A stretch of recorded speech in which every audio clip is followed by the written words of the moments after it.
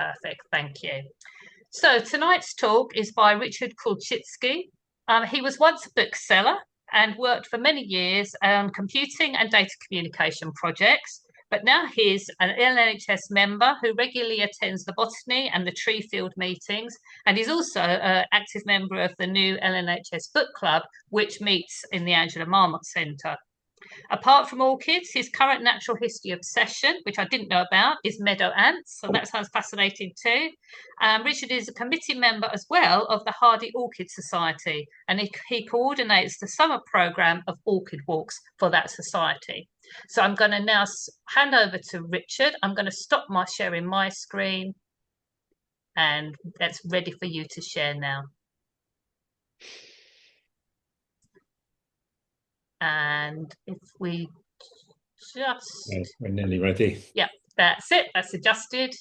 I think, yeah, that looks good now. We're just having a little bit of it moving around slightly.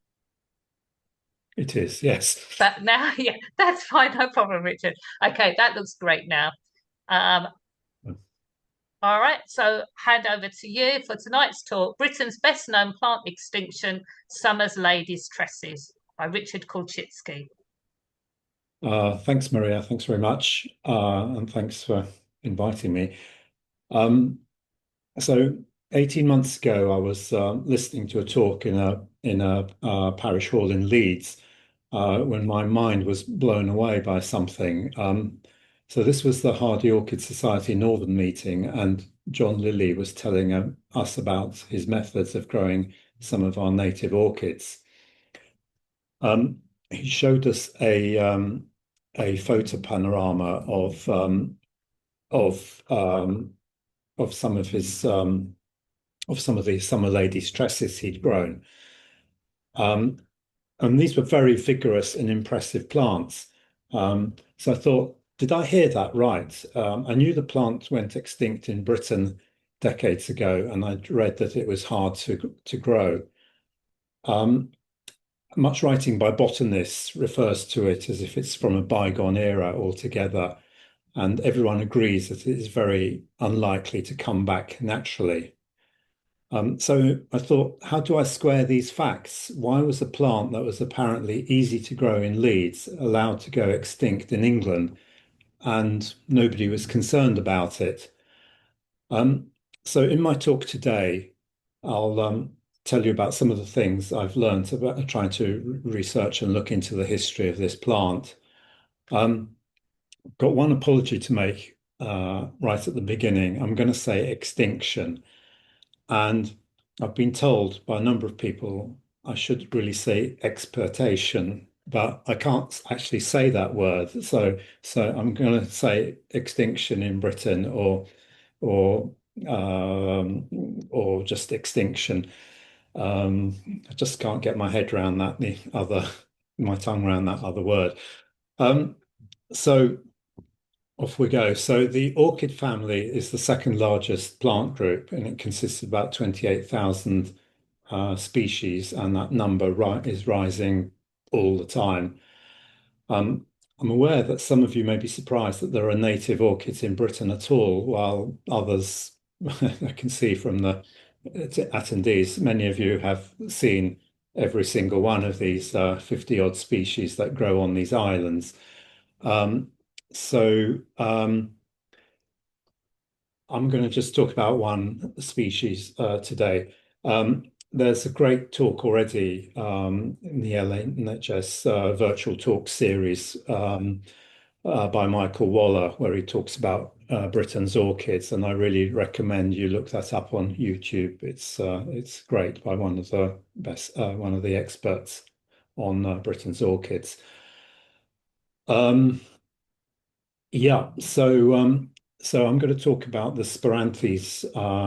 Start by talking about the Spiranthes genus, which is the genus that summer ladies' tresses are in. So summer ladies' tresses are also called Spiranthes aestivalis, the summer Spiranthes, and this group consists of about the Spiranthes consists of about 35 or something species. and there are examples all over the world, including Australia and China, which is quite unusual for an orchid genus. The most salient fact about this genus is that the flowers are in a spiral, one or more spirals, and they typically open from the bottom to the top over a period of days. Um, so there are or were three British species. You may be familiar with autumn ladies' tresses, um, which, for example, grows on Box Hill, although sadly more and more rarely every year, it seems. And you can see that these two um, compared, the flowering stem compared here, they're superficially quite similar. Apologies for the spelling mistakes on this slide. Um, um, some of the lady Tresses is usually a taller plant with a brighter green color. The basal leaves pop up at about 45 degrees, like this, and they're still present when the plant flowers, which they're not for autumn lady Tresses. It's quite a pretty plant, and it flowers about a month earlier than autumn lady Tresses, just after the after the height of summer, actually. So mid-July, something like that is typical. Probably a bit earlier, further south. Yeah, it's an example of it growing in its habitat. So although the plants are very closely related genetically, there's a very big difference in the where they grow and what they like. Summer ladies' tresses likes wet habitats with non-stagnant water, and this typically comes from a seepage. Um, so as well as these kind of mire habitats, it can grow on wet rocks on mountain sides, for example, in the subalpine things, or in Mediterranean areas like that. It can grow on dune slacks, and in a fascinating thing, it can grow on floating vegetation on top of a lake or something like that in a swing moor. It's called swing moor. There's one or two examples of it in Britain, in England, but very few. Um, yeah, so yeah, please. The plant has a Western European distribution, which has much contracted in recent years. So there are plants in the subalpine areas and the Iberian Peninsula.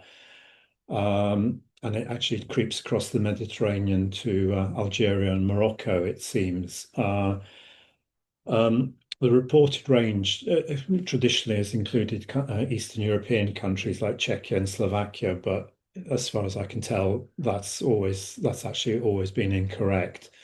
Um, it's also extinct in Belgium and the Netherlands, although we'll touch on that later.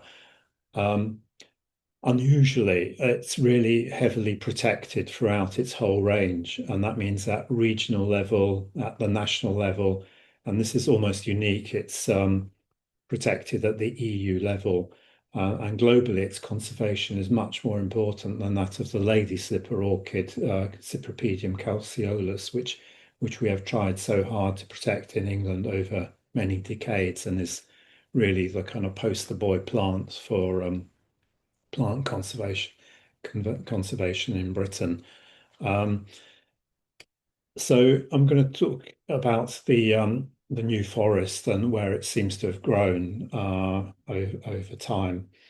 Um, so um, it was first found in Britain, or the Crown Territories, or the British Islands, if you like, on Jersey in 1837, and later on Guernsey as well. There's one record of a plant in Worcestershire in the mid-19th century, and there is a herbarium specimen that meets that description in the South London Botanical Institute. But many botanists have decided to reject this as a valid record, even though the plant in the South London Botanical Institute really does look like a Spiranthes aestivalis. A.D. Webster, the first man to write a single volume account of Britain's orchids, who clearly knew this species well, stated a number of times that there are plants growing by a stream in Chislehurst in present-day Greater London, but seems to have never been taken up by any botanists. Um, so, however, John Lindley, the famous orchidologist, appears to refer to Spiranthes aestivalis as a native in 1826. But it is generally said that it was first found in England around 1840, and there are many herbarium specimens from 1840 collected by a well-known botanist called W. Borer. Um, um, as you can see, this is a map of the New Forest, and just to the top of the map on the top right is Lyndhurst, and the village of Bank is a mile away from Lyndhurst to its southwest, and that's the A35, the main road going towards Christchurch and Bournemouth.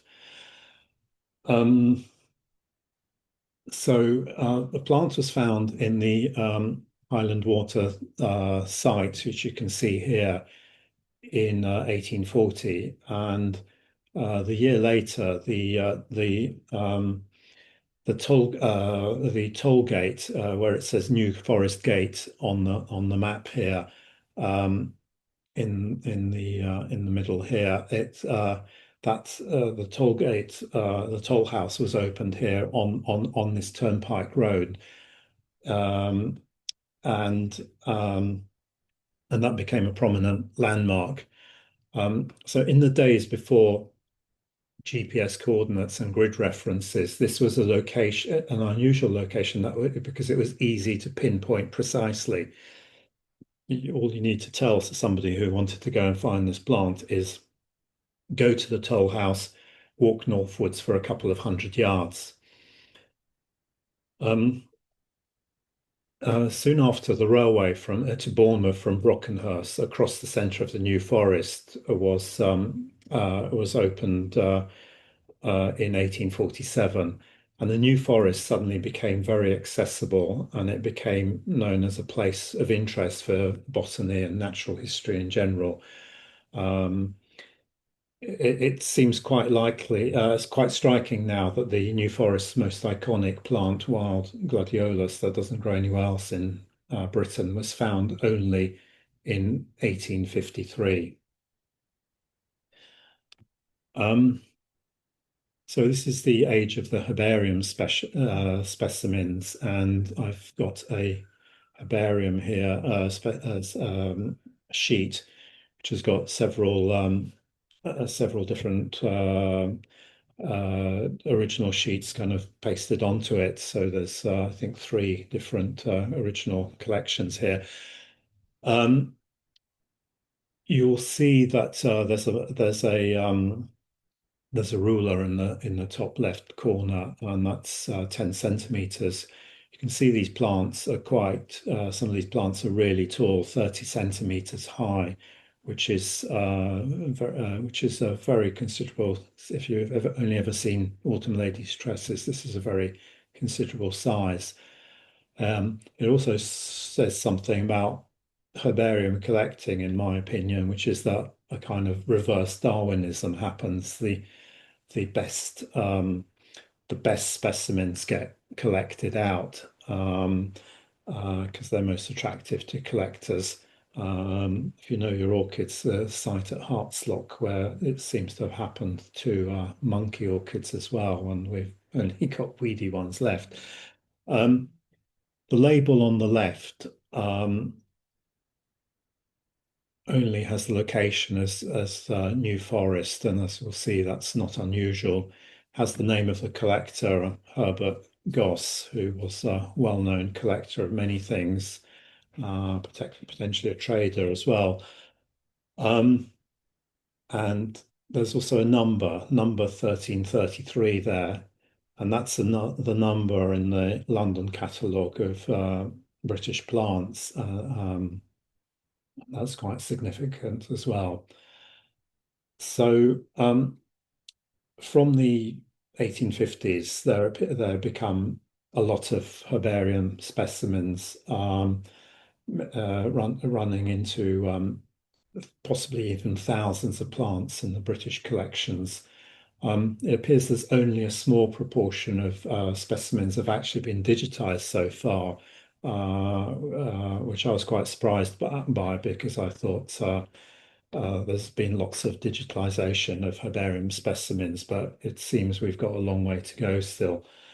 From looking at these, I don't believe that the number of specimens marked for a particular year actually is much of a guide to what the population size was at the time. And this is because of the activity of the so-called botanical exchange clubs. As far as I know, nobody's ever written a comprehensive history of these clubs. It would be really interesting if somebody did. These enabled members to get specimens of plants without traveling around the country. And additionally, the specimens they got had been identified by eminent botanists. So members marked the plants they wanted in a catalogue once a year, and they collected this they sent these off to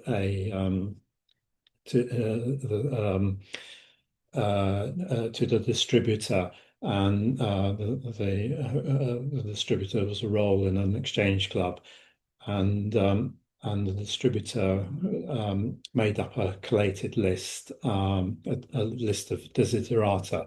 Obviously, being botanists, this had to be a Latin name. Um, so, um, so this list was collated, and if a member actually wished to receive plants themselves, they had to supply one or more of the desiderata items themselves.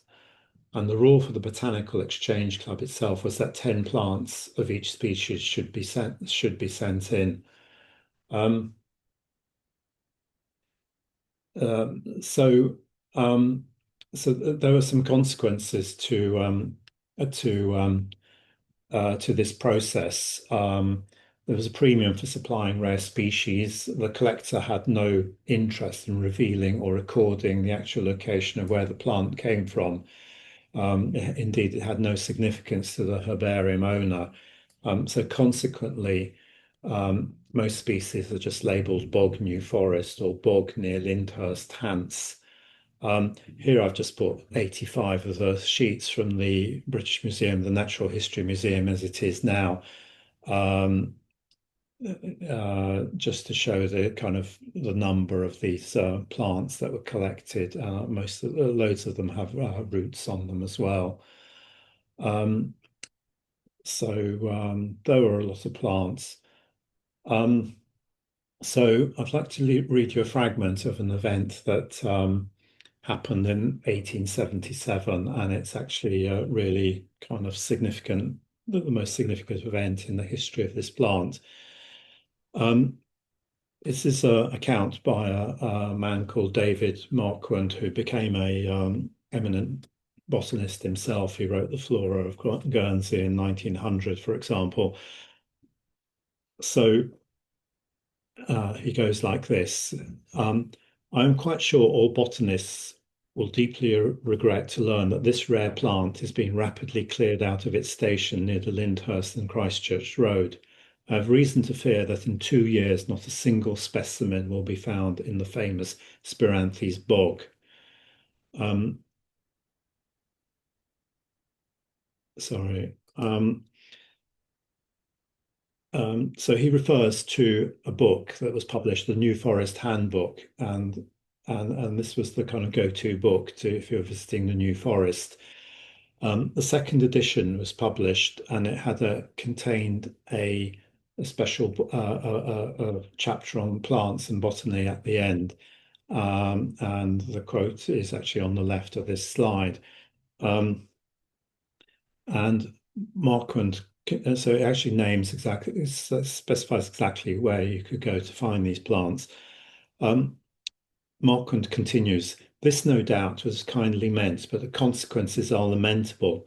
In the vicinity of Lyndhurst and in many other parts of the forest, there are resident collectors who collect insects, chiefly Lepidoptera, birds' eggs, rare ferns, and anything else which is marketable, and dispose of them either to London or to visitors. So Marquand then talks about how because he's living in Brockenhurst close by at the time, and that he's been asked since May a number of times for the location of this site. And then he continues, in August, I called at one of the cottages close by and inquired about the Spiranthes. I was told that the day previously had been found by a visitor. So, continued my informant, as we have so many people asking about them and so many orders, we went out last night and this morning and brought in every plant that was in blossom. I'll show you them. A large earthenware pot, about 2 feet in diameter, was brought out, completely filled with Spiranthes aestivalis, roots, flowers, and all. Besides this, there was on the table a good handful of cut blossoms. I said I would walk over to the bog and see if there were any more, which called forth the remark, I don't think it's of any use, sir. I don't think there's one left.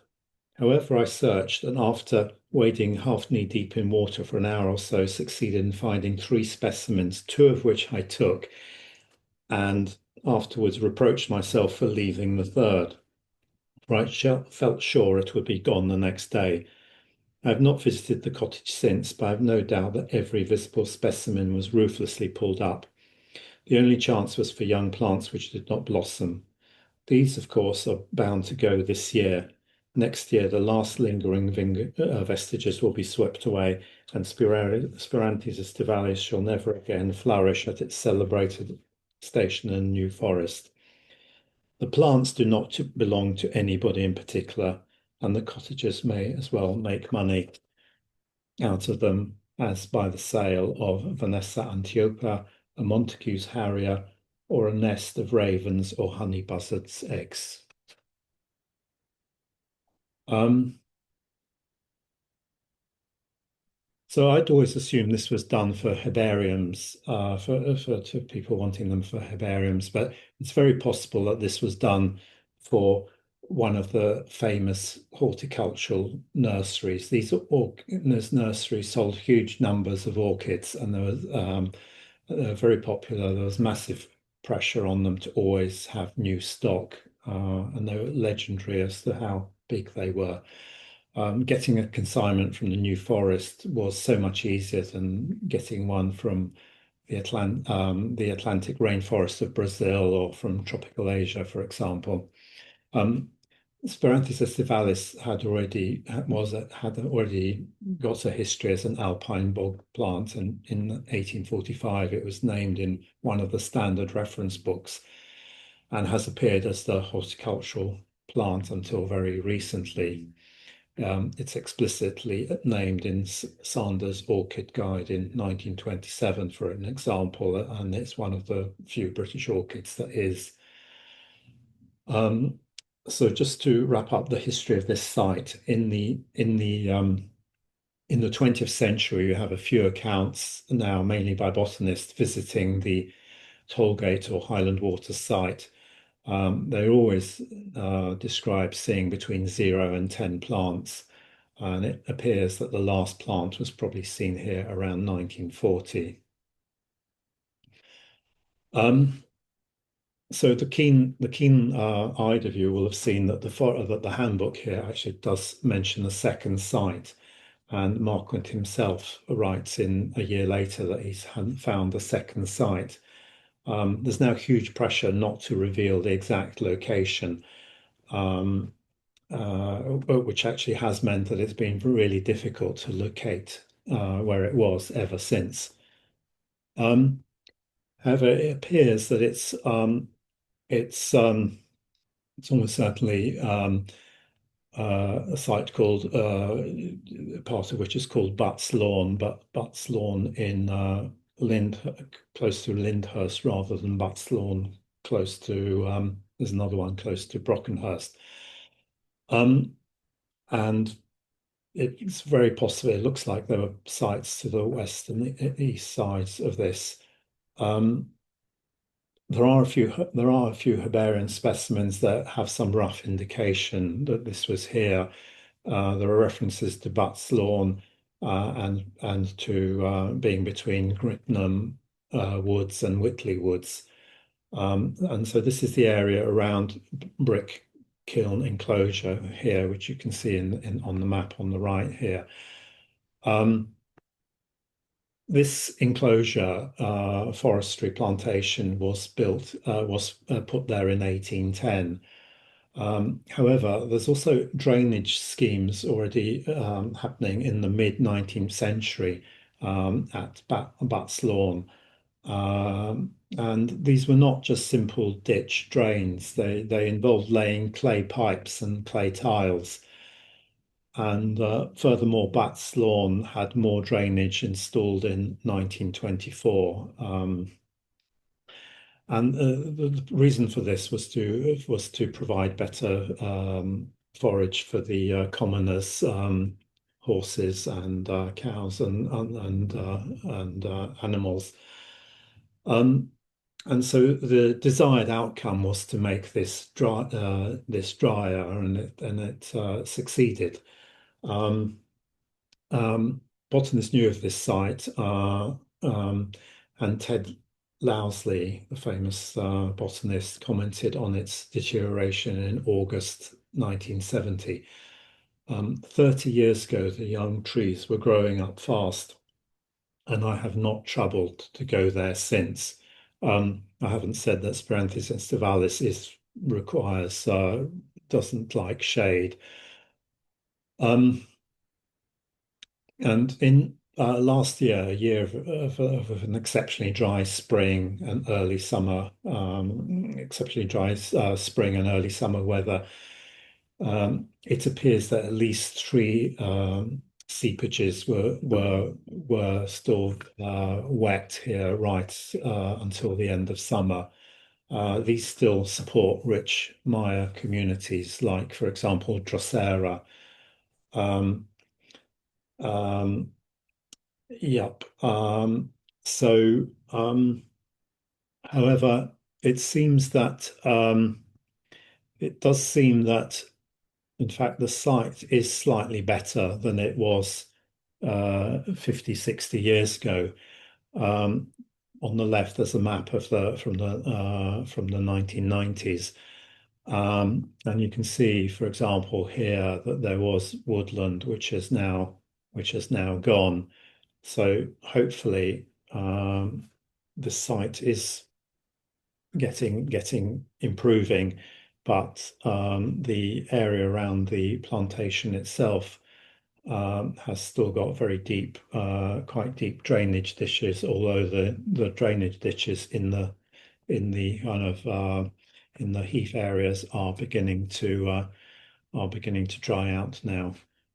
Um, um, So I just want to say to you how, we think of the New Forest as very much a natural site, but some of the drainage works has been really quite extensive over nearly 200 years. Just to give you an example of this, just to the right of of of the tollgate site, just to the left, to the westward side, there's a um, an area called Warwick Slade, where the drainage has been largely removed, and in 2009. And to do this, there was actually a railway was actually specially built to do this. Um, and if you look at a map from about 30 years ago, you can actually see that there is a long drain along here, which subsequently was removed by these kind of by this kind of work. So a big program, and and shows how extensive these works were in the 19th century. And these sites are not as natural as we think they are.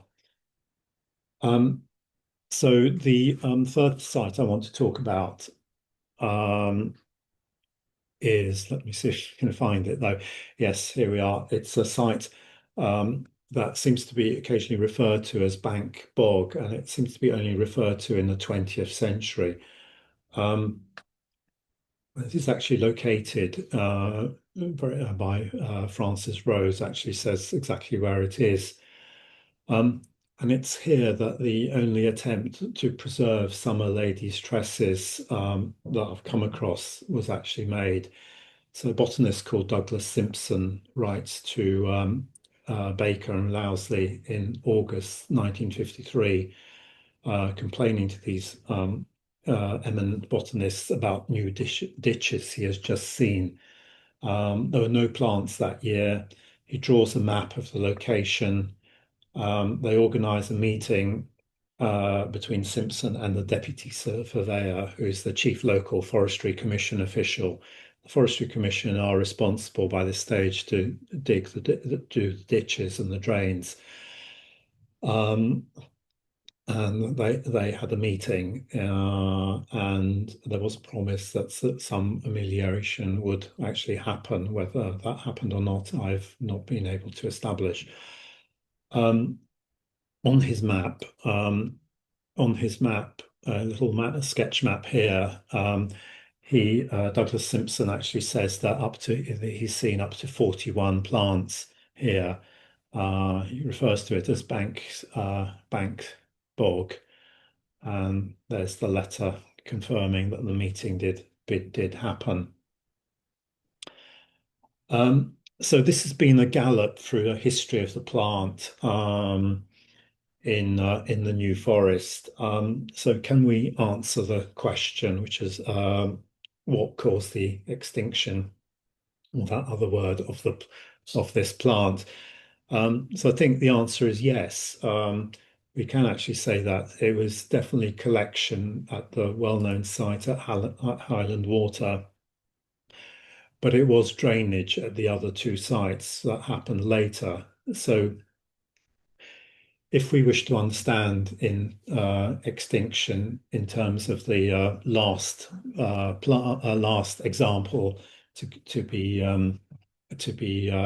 die off, so in terms of Martha, to use the name of the last of the billions of passenger pigeons, it was drainage that killed the plant. And this is why I believe Ted Lousley said unequivocally at a BSBI meeting in 1970 that it was drainage that killed the plant off.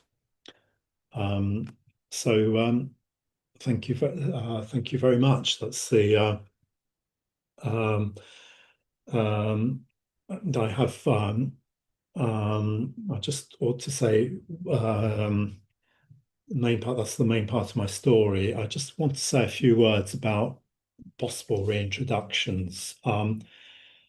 So there is now a reintroduction project in the Netherlands, and this is now 5 years in.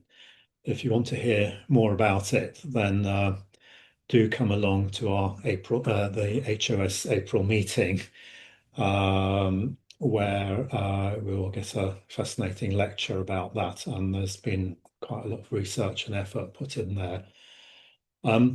Also should say that a lot of the material for this I've got from a report put out by Francis Rose and Jonathan Cox in 1996. It was done for English Nature under the Species Recovery Programme at the time. And they examined the historic sites from the point of view of whether they could now support Spiranthes. This report has been mentioned a few times in books now in the last decades. Generally, for some reason, which I don't understand, these books state that the Francis Rose recommended against reintroducing the plant, but that seems to be completely wrong. report, actually, the recommendations of the report actually says there appears to be sufficient evidence to suggest that a reintroduction of summer ladies' tresses to the New Forest is possible and is scientifically justifiable.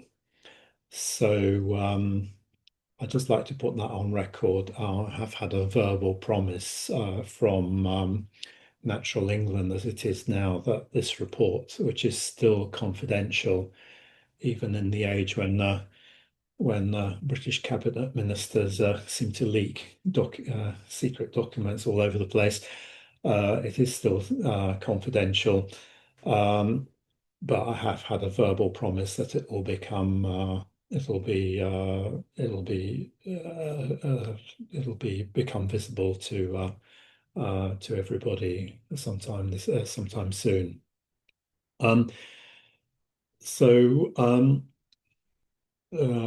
just to say that Hardy Orchid Society growers are now growing kind of multiple plants at the moment, and we will be looking to put plants into other suitable sites outside of the New Forest, hopefully as soon as possible. So if you do know of any suitable sites or know any rewilders or anybody who might be interested in this, then please get in touch. My email's on the last slide.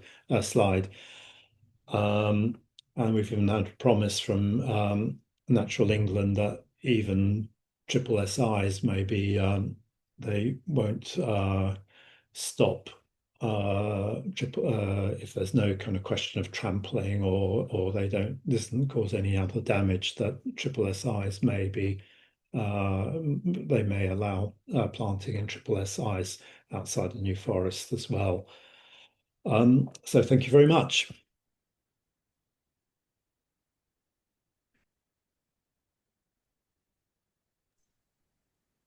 Thank you very much, Richard. I've just left that there for a second so that people can see your email details if they'd like to get in touch. That was a really fascinating talk, and it kind of raised quite a lot of questions, really. There's things that have gone into the chat, which we'll get into in a second. People are saying they loved kind of like the historical account, and I thought that was fascinating.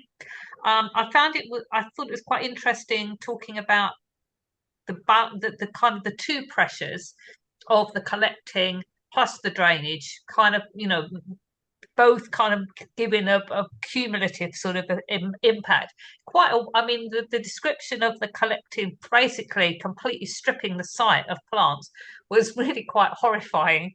But I suppose there was kind of commercial reasons why somebody would kind of take that approach. And I thought as well, thinking about herbaria are really interesting and very useful in terms of understanding where plants were, the distribution, flowering, that kind of thing. So they are very valuable, but it is also really quite worrying the amount of plants that ended up when you sort of showed the sheet of all of those plants. There must have been a major impact, apart from the people collecting them for horticulture, but just the kind of sheer collecting and putting them all on, so you had your own sheet. It was really, really quite worrying as a kind of trend. I was interested, you were talking about the Botany Exchange Club, and that there isn't very much that's written about it, because it was really, I wondered if you knew anything about how many people participated, how big a kind of organization it was, because I've come across sheets. I did some indexing for the Herbaria at Home project, and quite a few of those sheets there's a sort of little stamp that they end up with on them. Yes, there is. That say they've been through that process. So do you have any idea, was it people all over the place and many people, or was it quite a kind of confined group that joined? I don't know. They went over a long time. It was numbers like 30, 40, 50 people, I think, at some time, whether it was more than that.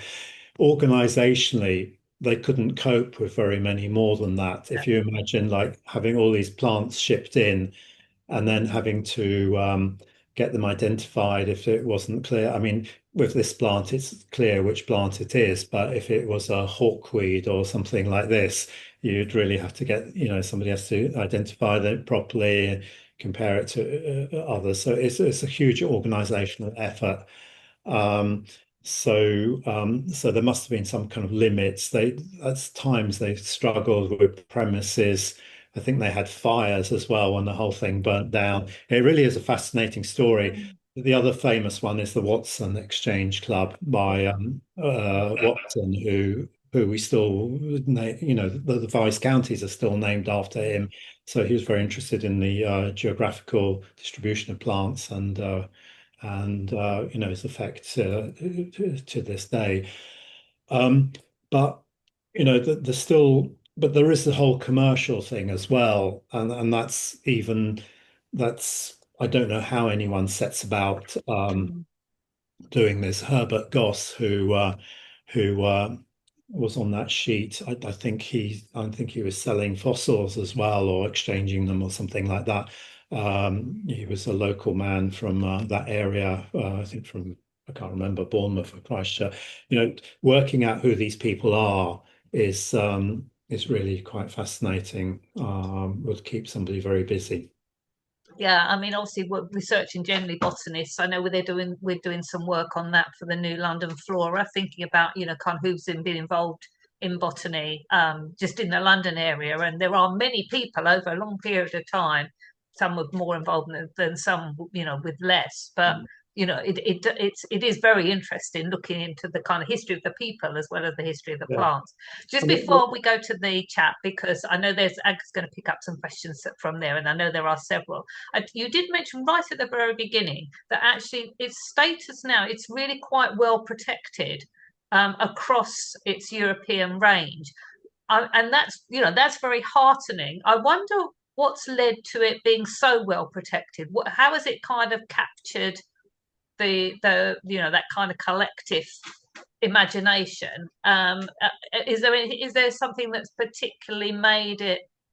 Yeah, so what's happened is, for example, in back in 1980, one of the founders of the Hardy Orchid Society, a chap called Paul Hunter Davis, that some of you will have probably been on his botanical tours.